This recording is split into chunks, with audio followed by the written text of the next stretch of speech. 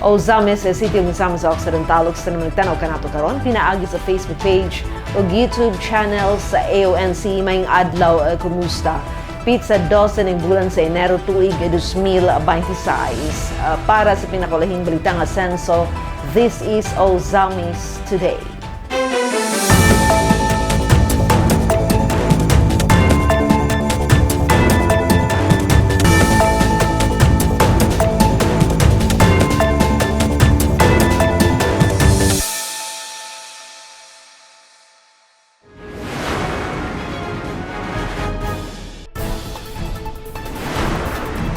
Panagiusa og dedikasyon yawi sa asenso sa Miss 2026. Mayor Sam Norman Puentes nagpasalamat sa mga kawani sa LGU. Sa panagiusa og kooperasyon, Ozamis City Police Station mipahigayon og New Year's Courtesy Call kang Mayor Sam Puentes. Negosasyon alang sa legal nga pag-angkon sa LGU Ozamis sa Bukagan Hill nagpadayon. Kalampusan ni Police Major Yuri D.C. Rebillas gipasigarbo sa Ozamis City Police Station. Garbo sa Dakbayan, Earl Agustin nakuha ang duha ka Major Wish Music Awards. Kaupayan sa panahon sa panginahanglan, Pamilya Manzanades na abagan sa 32,000 nga excess bill pinaagi sa Asenso Ozamis program. Dazil Humotikson ang mga detalye. Panaghiusaw dedikasyon yawi sa Asenso Ozamis 2026. Mayor Sam Norman Fuentes nagpasalamat sa makawani sa LGU. Ania ang report. Mga palipay alang sa bagong tuig ang gipaabot ni kanunay Asenso Ozamis Mayor Sam Norman G. Fuentes ngadto sa tanang kawani sa Asenso Ozamis Administration uban ang iyang dakong pasalamat sa dedikasyon ug matinud-an nga serbisyo nga ilang gihatag alang sa padayong pag-asenso sa Dakbayan. Ang mensahe gipadayag atol sa flag raising ceremony sa Asenso Ozamis nga personal nga gipangunahan ni Mayor Sam nga gipahigayon adlaw nga Lunes, Enero 12, 2025 sa Ozamis City Hall grounds. Whatever challenge we might have been able to overcome, whatever goals we have been able to achieve, is more than a testament to your efforts and your dedication. Sa pagbukas sa tuig 2026, gisugid sa mayor nga kini nagdala og bag-ong mga oportunidad, desisyon ug mga damgo nga nahulma pinaagi sa makasinatian sa nakalabay nga tuig. Busa giawag niya ang tanan nga magkat-on sa healing ug pagpasaylo isip pundasyon sa mas ligon nga panaghiusa ug mas malinawon nga pagtrabaho sulod sa LGU. As we welcome 2026, I know it is pregnant with new possibilities, and the new plans that we have will always be fraught with past mistakes. The new decisions that we have to make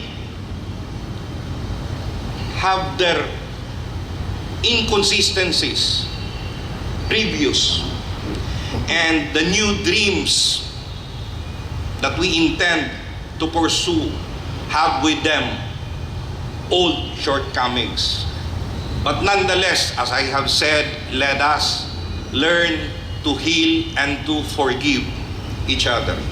Gipasiug daw sab sa mayor ang dakong papel ug importansya sa matag empleyado diin ang kalampusan sa Dakbayan dili mahimong makabot kung wala ang paningkamot, kooperasyon ug suporta sa tanan. Please bear in mind that everything could never be achieved without you, my co-employees in LGU Ozamis City.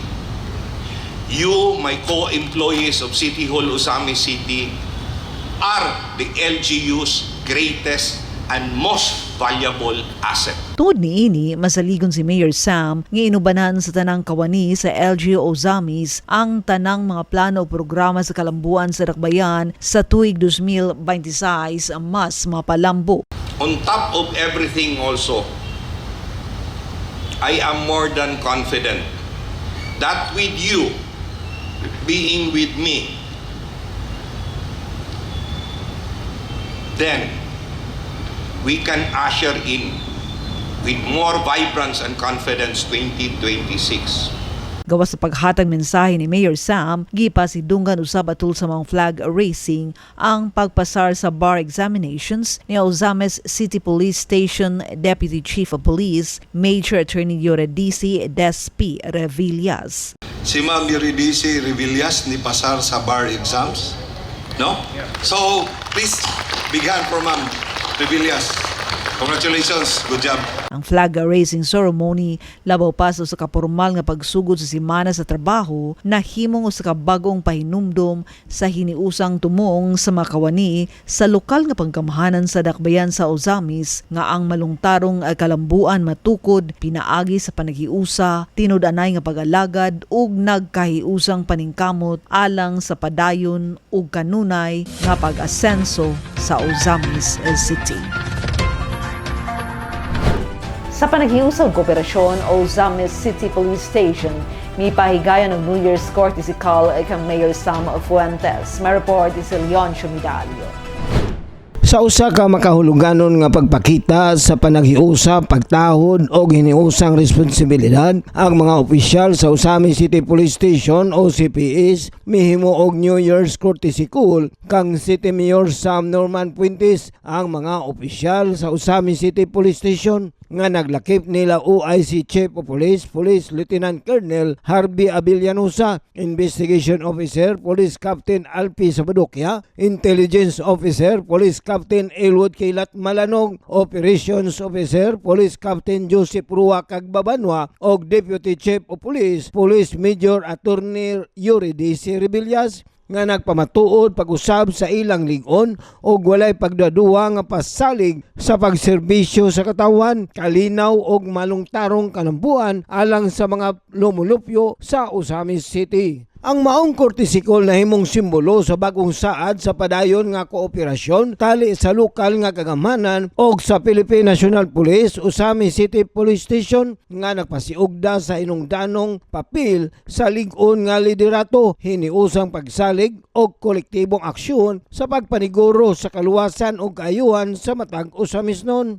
Atol sa panagtagbo, gipadayag sa pamunuan sa OCPS ang ilang dakong pasalamat sa padayon nga suporta sa lokal nga kagamanan o gidayeg usab ni Mayor Sam ang profesionalismo o dedikasyon sa men and women in uniform. Gipadayag sa pamunuan sa OCPS ang ilang mensahe sa usa ka post sa ilang official Facebook page. To quote, "This New Year's courtesy call is a testament to our shared vision as safer and more progressive Ozamis City where service rises above self and collaboration serves as the cornerstone of lasting peace." Unquote. Gipasalig usab sa Ozamis City Police Station nga sa tibok tuig 2026 magpabilin sila nga matinud-anon sa ilang misyon sa pagpanalipod sa katawan, pagmintinar sa kahusay kalinaw o pag-alagad uban ang integridad. Pinaagi sa lig-on nga koordinasyon sa asenso sa Ozamis Administration o sa tinguha sa pagtubag sa kasamtangang hagit o pagtukod og mas lig-on nga kaugmaon alang sa padayon nga pag-asenso sa dakbayan. Alang sa Ozamis Today, ako si Leoncio Medalio. Salamat Leoncio. Negosasyon alang sa legal na pag-angkon sa LGU Ozamis sa Bukagan Hill nagpadayon. May-report si Adon Vicena. Gipanikamutan karon sa Asenso Ozamis Administration nga maangkon ang tourism site sa Bukagan Hill sa legal ug hapsay nga paagi. Gipasabot ni Majority Floor Leader Attorney Marsapayan nga adunay kabilinggan ang unang transaksyon sa Bukagan Hill tali sa tag-iya sa lugar niini ug sa kanhiayng administrasyon. Apan gusto sa kasamtangang administrasyon nga adunay pagsinabtanay aron malihok dayon ang pagpalambo niini gumikan kay mahinungdanon kaayo ang historical value niini ug dakong tampo kini sa kalambuan kabubuan sa turismo sa syudad. Gipasgarbo sa kanhi administrasyon ni Mayor Indy Uaminal ug sa liderato karon ni Mayor Sam Norman Go Fuentes ang hingpit nga pag-angkon sa syudad sa Rodriguez Ancestral House gumikan kay mahinungdanon kaayo ang pag-preserve sa kasaysayan niini alang sa katauhan sa dakbayan sa Ozamis. Ang tulo ka mga historical landmark sa Ozamis mao ang Bocagan Hill, Rodriguez Ancestral House ug ang Kuta Fortress diin mga historical tourism site kini sa Ozamis nga talagsaon lang makita sa Pilipinas. Napano kayo po itong ideo nga paritong kayo po napuhon ang maong property sa Bocagan Hill. Udo dagang mga legal complications kay dagang options. First, to file a case. Pero malagi taon ni may undi nga isang abogado siya, dugay mo man ang kaso. May civil case. Yan na po yung issue nga ang maong property titled. Pero doon na yung gamay question kay doon yung doubt kaya na area mo na timberland na supposed to be di na matitulahan. Doon titulahan siya. Pwede man ang gobyerno mag-file og kaso nga i-annul ang title. No? Pero it will also take another long time. So, it's a long shot. So, mas maayo nga i-negotiate na lang. No? Kung magkisinabot, palito na to. Kung hindi ko sinabot, because of the desire of the LGU to really acquire this property, kaya tungkol siyang historical and tourism value, ato ganang koon, we can file execution case to exercise the power of eminent domain nga nasa itong balaod nga pwede koon sa gobyerno kung ang mapagkuha is public purpose but with due compensation bayaran ang tag-iya. So ato nang ipuso ng sa ato edyo ng mong area naroon na kami kung sa tumang mayor kung sa mapano ana. Alang sa Ozamis Today, Adonai Pisina reporting. Kalampusan ni Police Major Eurydice Revillas gipasigarbo sa Ozamis City Police Station. Adto na report ni Glenn Ray Roluna. Mapasagarbuhon ang Ozamis City Police Station human nga malampuson nga nakapasa sa September 2025 bar examination si Police Major Eurydice Revillas, Deputy Chief of Police sa mao nga istasyon. Siya ang unang personal sa Ozamis City Police Station nga mitake og nakapasar sa bar examination sabtang aktibo pa sa serbisyo. Alang ka Police Major Revillas sa iyang panaw sa abogasya dili tungod sa titulo kundi tungod sa personal nga pagtubo, mas lahom nga pagsabot sa balaod ug mas epektibong pag-alagad sa katawhan. Isip Deputy Chief of Police, nagbitbit siya og bugat nga responsibilidad, pagdumala sa operasyon, paggiya sa kapulisan o pagsiguro sa kalinog kapsay sa dakbayan. Mga buluhaton nga halos way pahuway bisan pa sa iyang personal nga mga damgo. Ang talagsaong kalapusan ni Police Major Revillas giila sa local government unit sa Ozamis ubos sa kanunay asenso Ozamis Administration ni Mayor Sam Norman Go Fuentes. Formal nga gidahig sa LGU ang iyang nahimo dili lamang tungod sa iyang historical nga pagkapasa sa bar, kundi usab sa iyang dakong kontribusyon sa pagkabot sa kalinaw kapsay sa Ozamis City. Matud pas mga opisyal sa dakbayan, ang disiplina, professionalismo, dedikasyon sa serbisyo publiko ni Police Major Revillas nagapakita sa iyang tinuod nga diwa sa asenso brand of service diin ang kahusayan sa katungdanan ug paghatod sa balaod nagdala og mas luwas nga lugar ug mas lig-on nga pagsalig sa katawhan. Ang kalampusan ni Police Major Eurydice Revillas nagasilbing inspirasyon dili lamang sa kapulisan sa Ozamis kundi sa tanang mga nagalagad sa gobyerno nga bisan pas kakapoy og hagit sa serbisyo posible gihapon ang paglambog pagkabot sa mas taas nga tumong alang sa katawhan. Alang sa Ozamis Today, kini si Glenn Ray Roluna. Salamat Glenn. Garbo sa dakbayan, Earl Agustin, nakuha ang duha Major Wish Music Awards. Ani ang report ni Mary Malody Reyes. usa ka dakong galbo alang sa dakbayan ang kalampusan sa usa ka Ozamis noon nga karon usa na ka inilang OPM singer-songwriter nga nakahimo og pangalan sa nasudnon og international nga musika nga mao si Earl Agustin. Si Earl nga natawo og nagdako sa Ozamis City misugod sa iyang gugma sa musika sa edad nga 14 anyos. Diin nahilig kini sa slow rock songs ilabi na sa mga awit nila Eric Clapton og Scorpions. Sa iyang mga tuig isip estudyante, aktibo usab siyang miyembro sa mga a cappella groups sa Ozamis City National High School ug LaSalle University, Ozamis. Diin mas napalambo ang iyang talento sa pagkanta ug pag-compose. Human nakagraduate ni adtong tuig 2022, misulay og panimpalad si Earl sa Luzon, bisan pa man sa kalisod sa pag-adjust sa bag-ong kultura ug kalayo sa pamilya. Sa tuig 2024 ug 2025, iyang girelease ang mga awit nga Dito sa Akin, Aya ug Pag-ibig ng Ikaw at Ako, apan ang awit nga Tibok maoy mas naila human kini nahimong bahin sa original soundtrack sa teleseryeng Ang Mutya ng Section E. Tungod daghan ang nakarelate og tinud-anay nga emosyon sa kanta, kini ni viral sa social media topping multiple Philippine charts. Labaw pa niini, nakaabot siya og 6 million monthly listeners sa Spotify samtang ang Tibok adunay kapin 2 million streams sa usa ka adlaw. Usa ka talagsaong kalampusan alang sa usa ka artist nga nagsugod isip independent musician gikan sa Mindanao. Sa daghang kalampusan ni Earl, mas napamatud-an pa kini human siya nakadaog og duha ka major awards sa 11th Wish Music Awards nga gipahigayon sa Araneta Coliseum adlong Domingo, Enero 11, 2025. Siya nakakuha sa mga awards nga Wish Breakthrough Artist of the Year o Wish Contemporary R&B Neo Soul Songs of the Year alang sa awit nga Tayong Dalawa. Ang kalampusan ni Earl Agustin usa ka dakong garbo alang sa kanunay asenso Ozamis nga padayong nagasuporta sa mga talentong sama kaniya pinaagi sa pagpahigayon og mga singing competitions ug uban pang kalihukan aron matabangan ang katawhan nga may abilidad sa pagkanta sa pagpalambo sa ilang abilidad. Ang tingog ni Earl usa ka inspirasyon sa mga kabatan-unan ug usa ka tingog nga nagdala sa dungog sa Ozamis ug Misamis Occidental sa tibuok nasud. Alang sa Ozamis Today, ako si Mary Melody Reyes.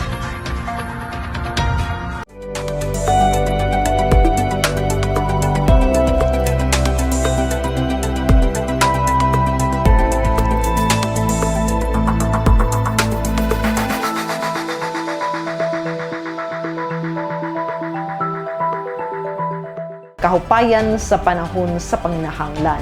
Pamilya Manzanades na abagan sa 32,000 pesos ng excess bill pinaagi sa Asenso Ozamis Program. Angela Mecarante, alang sa report. Tungod sa dako nga excess hospital bill sa iyang inahan, si Michelle Manzanades, 36 anyos, residente sa Purok 1, Talisay, Barangay Malaubang ning Dakbayan sa Ozamis, uban sa tin-aw nga katuyuan, malaumon nga midangop sa buhatan sa kanunay Asenso Ozamis Administration aron mangayo og pinansyal nga tabang medikal.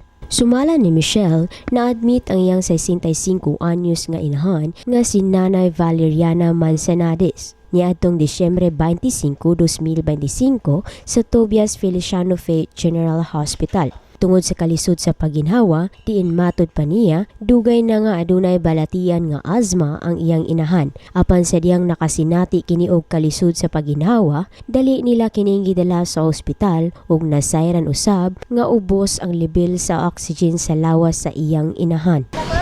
Ako si Michelle Manzanades, taga Purok 1, Talisay, Malaubang, Ozamis City.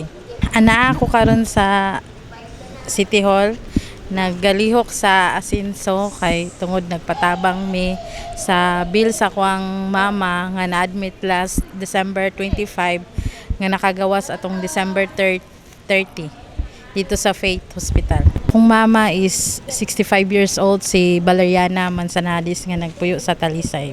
Ako ang mama is nana siya asthma nga dati pa. So need niya og oxygen. Tapos diri mi gi-refer sa Faith kay kinahanglan lagi niya oxygen, layo na magudtong sa uban pang hospital mao to.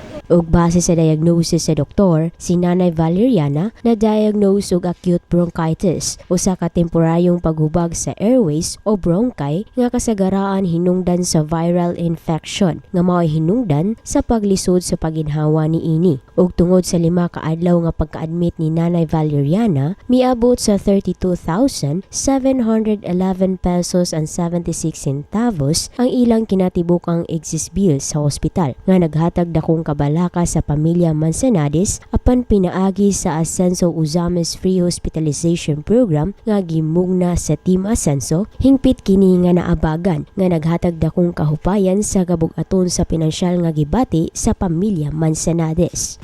Ning exist mi og 32,000 plus. Tungod niini, dakong pasalamat ang gipadayag ni Michelle, ilabi na kay kinina ang ikaapat niya nga higayon nga nakapahimulos og naka-avail sa maong programa. Sukad pa sa termino ni kanhi mayor ug karon 2nd District Representative Congressman Sancho Fernando Ando F. Waminal. Sa iyang mensahe, gipasalamatan usab ni Michelle si Governor Henry S. Waminal, Ascenso Pinoy Representative Attorney Henry NDF Waminal Jr., Kong Segundo Ando Waminal ug ingon man ni Mayor Sam Norman G. Fuentes sa padayon nila nga paghatag og tabang ug maayong pag-atiman sa panglawas sa mga katawhang Uzamisnon. Actually, ikaupat na nina ako nga pag-process sa Asinso. Si Honorable si Kuan Paando. Oo, Kong Ando pa. Pasalamat kay kong dako ni Governor Henry Ominal sa tong City Mayor nga si Norman Sam Fuentes, Congressman Ando o si Congressman ND Ominal. Salamat kaayo. Alang sa Uzames Today, ako si Angela May Quirante. Salamat me ang Uzames Today hatod kanaton nga serbisyo publiko sa kanunay Ascenso Uzames Administration. Pinaagi sa Ascenso Uzames News Channel ubos sa pagdumala ni Mayor Attorney Sam Norman G. Fuentes. Alang sa dugang impormasyon, please like our official Facebook pages, Sam Norman Fuentes, Attorney Indy Waminal, Kong Ando Waminal, ug Ascenso Uzames News Channel. Please subscribe to the official AONC YouTube channel sa ngalan sa kinibukang AONC team. Yonsho Midalio, Adon Vicena, June Purgatorio, Ares Carpio, Kim Etangaro, Macjul Malinis, Mary Melody Reyes, Angela May Quirante, Mary Ann Lumapas, Xander Dalid, si Glenn Ray Ruluna sa Misamis News Network. Ako si Dazzle Humotikson. Daghang salamat. Kanunay, Ascenso Uzames, padayon Ascenso Segundo Distrito, Ascenso Misamis Occidental, Ascenso Pinoy.